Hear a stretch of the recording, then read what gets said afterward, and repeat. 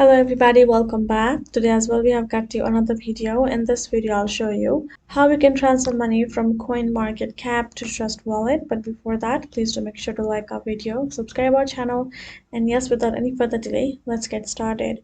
So for that, simply go ahead, open up your computer and your browser and simply access Coinmarketcap on your tab and make sure you're signed in as well. Now right afterwards, all you gotta do is simply go ahead, tap on this option of profile right over here.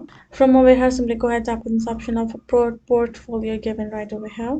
Then from over here, all you gotta do is simply tap on this add transaction and you can create a new transaction for you. For example, if you tap on add transaction, you will be able to choose yourself a cryptocurrency. For example, if it's a Bitcoin, you will be able to add in the quantity, tap on add transaction, and your transaction will be added and it will simply show you right over here.